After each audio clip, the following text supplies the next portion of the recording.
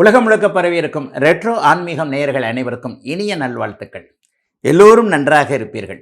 இப்பொழுது 2025 ஆவணி மாதம் மேஷம் முதல் மீனம் வரையிலான இந்த 12 ராசிக்காரர்களுக்கு என்ன பலனை செய்ய போகுது, எப்படிப்பட்ட ஒரு நன்மைகள், ஒரு சாதகமற்ற தன்மைகள் ஏதாவது வந்துருமா அப்படிங்கிறத முதல்ல கவனிக்கிறதுக்கு முன்னாடி இந்த ஆவணி மாதத்தில் என்ன மாதிரியான கிரக நிலைமைகள் இருக்கின்றன, முக்கியமாக சொல்லப்போனால் இந்த மாதம் முழுவதும் ஆட்சி என்கின்ற தன்னுடைய சிம்ம வீடான சொந்த வீட்டில் சூரியன் இருக்கக்கூடிய ஒரு அதி அற்புதமான நிலைமைகள் இருக்குது. மற்ற கிரகங்கள் ராஜ கிரகங்களான ராகு கேதுக்கள் குரு சனி இவங்க ஏதாவது ஒரு மாதிரியான பாபத்துவமான கெடுபலன்களை தரக்கூடிய நிலைமைகளாக இருக்கிறாங்களான்னு பார்த்தீங்கன்னா கண்டிப்பாக கிடையாதுங்க. மிதுனத்தில் இருக்கக்கூடிய குரு நல்ல அமைப்பிலேயே இருக்கிறார். அதை போலவே மீனத்தில் குருவின் வீட்டில் இருக்கக்கூடிய சனி மற்றும் 12 அதாவது இது காலபுருஷனுடைய ஒரு 11வது வீடு என்று சொல்லப்படக்கூடிய கும்பத்தில் இருக்கக்கூடிய ராகு, இது போன்ற அமைப்புகள் நல்ல விதமாகவே இருப்பதால் பெரும்பாலும் 12 ராசிக்காரர்களுக்கும் பெரிய கஷ்ட நஷ்டங்கள் இந்த இடத்துல கண்டிப்பாக இருக்காதுங்க. இப்பொழுது தனித்தனியாக என்ன மாதிரியான பலன்களை மேஷம் முதல் மீனம் வரையிலான ஒரு 12 ராசிக்காரர்களுக்கு செய்யும்ன்றதை பார்த்துடலாம். கடகராசிக்காரர்களுக்கு மாதம் முழுவதும் 12ல் இவர் இருக்கிறார், குரு பகவான் இருக்கிறார். 9ஆம் இடத்துல சனி இருக்கிறார். மாதத்தின் பெரும்பகுதி நாட்கள் சுக்கிரனுடைய அமர்வினால் ராசி சுபத்துவத்தை அடைகிறது.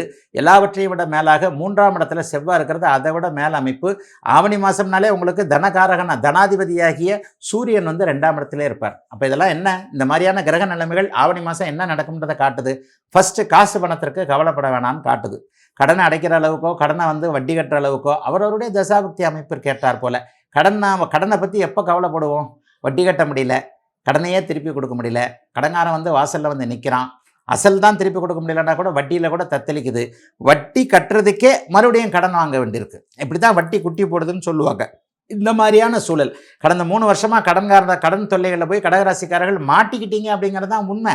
ஏன்னா அட்டமத்து சனி தான் உங்களை எல்லா விதத்துலையும் பிச்சு பிடுங்கி எடுத்துருச்சே. ஆக பூச நட்சத்திரம் ஆயில்ய நட்சத்திரக்காரங்க இன்னும் கொஞ்சம் அதில் ரிலீஸ் ஆகி வந்த மாதிரி இல்லை. போன மார்ச் மாதம் 29ஆம் தேதி அஷ்டமச்சனி உண்மையிலேயே முடிஞ்சிட்ட மாதிரி இருந்தாலும் கூட ஆயில்யம் நட்சத்திரம் 3ஆம் பாதம் 4ஆம் பாதத்தில் பிறந்திருக்கின்ற அத்தனை கடகராசிக்காரர்களுக்கும் இன்னும் அஷ்டமச்சனி தொடர்வது போன்ற ஒரு சூழ்நிலை தாங்க இருக்குது. இதுதான் உண்மையான நடப்பு. ஆனால் அவங்களுக்கு கூட இந்த ஆவணி மாதம் ரொம்ப பெரிய அளவில் நல்லா இருக்குங்க. ஆவணி மாதத்தில் பிற்பகுதி, அதாவது செப்டம்பர் மாதம் 1ஆம் தேதியிலேருந்துலாம் இன்னும் கொஞ்சம் கூடுதல் நன்மைகள் தான் இருக்கும். மொத்தத்தில் பணவரவு இருக்கும். அந்த பணவரவின் மூலமாக இழந்து போன ஒரு பெயரை மீண்டும் சம்பாதிக்கக்கூடிய அமைப்புகள் கண்டிப்பாக உங்களுக்கு உண்டு. தைரிய வீரியம் அதிகமாக இருக்கும். இளைய சகோதரர்களின் மூலமாக ஆதரவுகள் இருக்கும். தம்பியோ தங்கைகளோ இதுவரைக்கும் கை கொடுக்காத நிலைமைகள்லாம் மாறி இனிமே தம்பி தங்கைகள் உறவுகள் நமக்கு கை கொடுக்கக்கூடிய சூழல் உண்டு என்கின்ற அமைப்பு கடகராசிக்காரர்களுக்கு உண்டு. 3ஆம் இடம் இப்போது அதி வலிமை கொண்டதாக இருப்பதால் உங்களுக்கே தன்னம்பிக்கை அதிகமாக இருக்கும். ஒரு புத்துணர்ச்சியோட தன்னம்பிக்கையோட காலையில் எந்திரிச்சு வெளியே போகிறதுக்கு பயப்பட்டுக்கிட்டு வேலைக்கு போகணுமா, அங்கே போகணுமா, இங்கே போகணுமா, அதை பண்ணணுமா, இதை பண்ணணுமா, யாராவது ஒருத்தர் நமக்கு அப்படி பண்ண மாட்டாங்களா இப்படி பண்ண மாட்டாங்களான்னு அப்படின்னு இருந்து கொண்டு இருந்த நிலைமைகள் எல்லாம் மாறி ஓரளவிற்கு நானே எழுந்து விட்டேனே என்கின்ற மாதிரியான தன்னம்பிக்கை இருக்கக்கூடிய அமைப்புகள் இப்போது உண்டு. சின்ன சின்ன நெகட்டிவ் இருக்கும். அப்பாவுக்கும் நமக்கும் கருத்து வேறுபாடுகள் இருக்கும். ஏன்னு சொன்னால் அவங்களுக்கு 9ஆம் இடத்துல சனி இருக்கிறாரு.